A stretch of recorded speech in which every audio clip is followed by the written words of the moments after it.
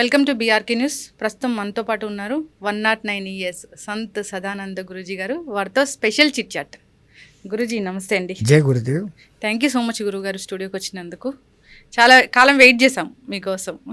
ఏమి లేదు తల్లి, పైవాడు ఏ రోజు ఎప్పుడు ఎవరితో కలపాలనో ఒక ఫిక్సేషన్ ఉంటుంది. ఆ ముహూర్తంకే మనం కలుసుకుంటాం. ఎస్.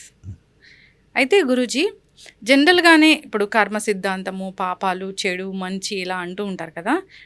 అంటే అసలు పాపము అంటే ఎట్లా డిఫైన్ చేస్తాం మనం? మంచి, చెడు, పాపం అంటే అసలు ఎట్లా చెప్తాం? గణనాం త్వా గణపతిం హవామహే కవిం కపీనాం ఉపమస్త్రమస్తవం జ్యేష్ఠరాజం బ్రహ్మణాం బ్రహ్మణస్పత ఆనశృణ్వన్నోతిభిస్సిరసాదనం గం గణపతయే నమః. యా కుందేందు తుషారహార ధవళ యా శుభ్రవస్త్రాన్వితా వీణ యా వీణావరదండమండితకర యా శ్వేత పద్మాసనాం యా బ్రహ్మాచ్యుత శంకర ప్రభృతి దేవై సదా పూజితః సామాం పాతు సరస్వతి భగవతి నిశేషజాడ్యాపః. అయం సరస్వత్యే నమః. జ్ఞానానందమయం దేవం నిర్మలస్ఫటికాకృతిం ఆధారం సర్వవిద్యానాం శ్రీ హయగ్రీవ గురుం ఉపాస్మహే. మా గురుదేవులైనటువంటి మహంత్ హిమాలయగిరిజీ మహారాజ్ వారి పాదపద్మములను మనస్సులో స్మరించుకొని బీఆర్కే న్యూస్ వీక్షక మహాశయులందరికీ సకల శుభాలు జరగాలని ఆశీస్సులతో కోరుకుంటూ, పాపపుణ్యాలు, ధర్మాధర్మాలు ఇవన్నీ జంట పదాలుగా ఉన్నాయి. మంచి చెడులు ప్రతి ఒక్కటి జంట పదం. అంటే మన పూర్వీకులు ఎంత చక్కగా ఆలోచించారంటే ఒకటి వెనకల ఒకటి ఉంది. సుఖ దుఃఖము అని అంటున్నారు. అందరూ సుఖం వెనకల పడుతున్నారు, దుఃఖం వద్దు అనుకుంటున్నారు. ఆ సుఖమే దుఃఖంగా పరిణమిస్తుంది అనేది కనుక్కోవడం లేదు. సుఖం కోసం బాగుండాలా అనుకొని ఏదో సంపాదన చేసి నేను వాడికన్నా బాగుండాలా అనుకునే దాంట్లో, ఆ ఇంకా బాగుండాలా అనుకునే దాంట్లో తెలియక కొన్ని పొరపాట్లు చేయడము, తప్పుడు పనులు చేయటము మొదలు పెట్టినప్పుడు ఆ కార్యము పాప కార్యము అని పిలువబడతాం. ఇతరులకు బాధ కలిగిస్తూ, ఇతరులకు నష్టం కలగజేస్తూ ఏ పని చేసినా అది పాప కార్యము అంటున్నాం. పూర్వ ఋషులు ఈ పేరు ఎందుకు చెప్పినారంటే చెడు చెయ్యకు, చెడు వినకు, చెడు చూడకు. ఆ మూడు కోతల సిద్ధాంతం.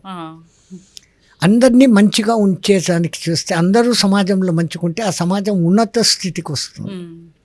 అట్లా కాకుండా ఈ తేడాలు అంటే నువ్వు పాపాత్ముడు అని ఒక బ్రాండ్ వేసేసినాక వాడికి ఒక భయం ఉంటుంది. కనీసం పాపాలు చేయడు. ఇప్పుడు నా ఆధునిక పద్ధతిలో చెప్పాలంటే చాలామంది అడుగుతారు, స్వర్గం నరకం ఉండాయా, చూసొచ్చారా, పాపాలు చేస్తే నరకానికి పోతారు, మంచి చేస్తే స్వర్గానికి పోతారు అంటారా. పోయి వచ్చిన వాడు ఎవడైనా ఉన్నాడా? అవి అసలు ఉన్నాయా లేవా? మా ఉత్తర భారతదేశంలో సంతులందరూ కలిసినప్పుడు డిస్కషన్స్ జరుగుతాయి. ఒకే విషయాన్ని ఉంది అని చెప్పాలి, లేదు అని ఖండించాలి. అట్లా ఒకసారి ఒక డిస్కషన్లో ఒక మహానుభావుని ఈ ప్రశ్న వేశారు, స్వర్గం నరకం అస్సలు ఉన్నాయా? ఉన్నాయి అని చూపించాలి, నిరూపించాలి, లేవు అని చెప్పాలి. అప్పుడు ఆ మహానుభావుడు అంటాడు, నీ చేత మంచి పనులు చేయించేదానికి స్వర్గము అనే ఒక ఆశ పెట్టారు. ఉదాహరణ చెప్పాలంటే, ఎవడో ఒకడు ఆకలితో ఉన్నాడు, నా దగ్గరకు వచ్చాడు, నాకు వానికి పెట్టే తాహత్తు లేదు. ఒక పెట్టేవాడు ఉంటాడు, కానీ వాడు పిసినారు. వాని చేత వీడికి అన్నం పెట్టించాలంటే, అయ్యయ్యా ఆకలితో ఉన్నవాడికి నువ్వు ఇక్కడ భోజనం పెడితే నువ్వు చనిపోయినాక ఆ పుణ్యంతో స్వర్గంలో పోయి రంబ డ్యాన్స్ చూడొచ్చు అని అంటాం. వీడు సచ్చినాక చూడబోయే రంబ డ్యాన్స్ కోసమన్నా వానికి అన్నం పెడతాడు. To encourage him in a good manner, మంచిని పెంపొందింప చేసేదానికి, వాణిలో ఒక ఆర్తి తీర్చే, అన్నం తీర్చేదానికి స్వర్గం అనే ఆశ చూపించినప్పుడు వాడు పుణ్యకార్యాలు చేస్తాడు. అట్లాగనే ఎవడో ఒకడు పాపకార్యం చేస్తున్నాడు, చేయొద్దు అని నేను చెప్తే నీకేం పట్టింది, నా ఇష్టం నేను చేస్తానంటాడు. నరకము అనే ఒక భయం పెట్టి, నువ్వు ఇక్కడైతే చేసావు, చచ్చిపోయినాక అక్కడ నిన్ను నూనెలో వేసి కాంచుతారు అని అంటే, ఆ భయానికి ఇక్కడ వీడు తప్పు చేయకుండా అంటాడు. టు రిస్ట్రైన్ యూ ఫ్రమ్ నరకం, చెడ్డ పనుల నుంచి రిస్ట్రైన్ చేసేదానికి, మీలోని మంచి పనులను పెంపొందించేదానికి స్వర్గము నరకము అనేటివి పెట్టారు, అవి లేవు అని ముందు చూపించాం. ఆ తర్వాత సనాతన భారతీయ ధర్మంలో పాపపుణ్యాలకు పరిహారాలకు ఉన్నాయి. క్షీణే మధ్య మనుష్యలోకం గచ్చతి అని చెప్పారు. నువ్వు పుణ్యాలు సంపాదించుకుంటే చంద్రలోకము ఇంద్రలోకము లాంటి లోకాలకు పోతావు, అక్కడ వాళ్ళ వైభోగాలు కొన్ని అనుభవిస్తావు. పుణ్యం క్షీణించినాక మళ్ళీ జన్మ ఎత్తుతావు. అట్లాగనే పాపకర్మలు చేసినామంటే కొంతకాలం కొన్ని పాపాలకు నరకంలో శిక్షలు వేసి మళ్ళీ తిరిగి భూలోకంలో ఆ శిక్షలు మళ్ళీ కలిగింపచేస్తాడు. ఎక్కడో లేవు, మనకి మధ్యలోనే ఉన్నాయి. ఒకటికి కొన్నాళ్లకు పాపం చేసి ఈ పొద్దు బాగుంటాడు, రేపొద్దున వాడికి ఏదో జబ్బు వస్తుంది. అక్కడ ఒకటి దగ్గర 10,000 సంపాదించుకున్నాడు, ఇక్కడ 10 లక్షలు ఆపరేషన్కు ఖర్చు పెట్టుకుంటాడు.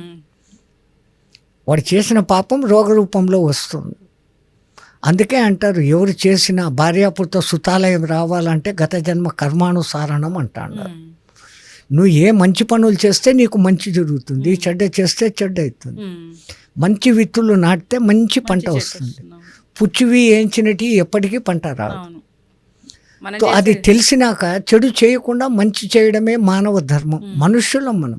అంటే ఇప్పుడు చెప్తున్నారు కదా గురూజీ, పాపం చేస్తే ఎప్పుడో కాదు ఈ జన్మలోనే అది అనుభవించి తీరుతారు. కలియుగంలో ఏది కూడా ఫాస్టే. ఒకప్పుడు జన్మలు తీసుకుంటూ పడేవాళ్ళం. ఇప్పుడు ఈ సాత్మే కయ్యా ఈ సాత్మే భోయా అన్నట్లు అయిపోతాను. ఈ చేతితో చేసింది ఈ చేతిలో ఫలితం. ఒక చిన్న ఉదాహరణకు ఒక చిన్న కథ ఉందమ్మా. ఒక ఊర్లో 2 మిత్రులు ఉండేవాళ్ళు. ఒక ఆయన బెల్లం వ్యాపారం, ఒక ఆయన జొన్నల వ్యాపారం. ఈ బెల్లం వ్యాపారి కొంచెం కన్నింగ్ ఫెలో. ఎవరి దగ్గరైనా కానీ కొంచానికి కొంచెం లాభం పొందే రకం. న్యాయంగా వచ్చే లాభం కాకుండా ఎక్స్ట్రా లాభానికి పోతుంటాడు ఆయన. ఈ జొన్నల వ్యాపారి ధర్మంగా తను ఎంత తెచ్చుకున్నాడో, ఖర్చులు ఎంతో, తన జీవితానికి ఎంతనో అంత మాత్రం లాభం చేసుకొని అమ్ముతున్నాడు. వ్యాపారం అంటేనే మోసము, లాభం. ఒకసారి ఈ జొన్నల వ్యాపారికి బెల్లం అవసరమైంది. స్నేహితుడు ఆయన దగ్గరికి వెళ్ళాడు. 1 కేజీ బెల్లం కావాలయ్యాడు.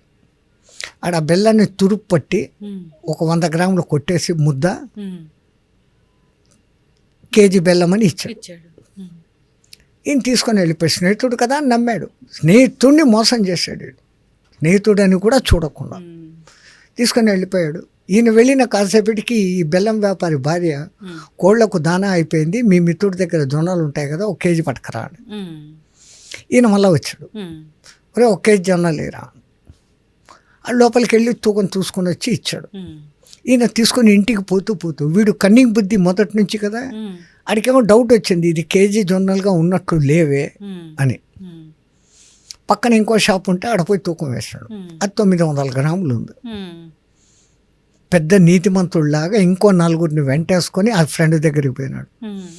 నువ్వేదో మంచోడు అని అంటారు, మోసం చేస్తావా, నాకు 900 గ్రాములే ఇస్తావా, నువ్వు కేజీ అడిగితే 100 గ్రాములు కొట్టేసావా, డబ్బేమో తీసుకున్నావు 10 రూపాయలు, ఇచ్చింది 900 గ్రాములు ఇస్తావు, డామ్ డూమ్ అన్నాడు.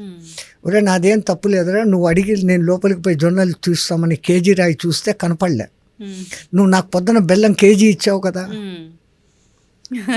ఆ బెల్లాన్ని పెట్టి నీకు తూకం వేసి ఇచ్చాను, తేరా తుచ్చుకోహి లాగా నీది నీకే తగిలింది. తో ఈ రోజు చేస్తే ఆజ్కర ఆజీ బోయా, ఈ రోజు చేసింది ఈ రోజే భరించాల. కలియుగము ఏది కూడా ఫాస్టే. పుణ్య ఫలితము అంతే, పాప ఫలితము అంతే.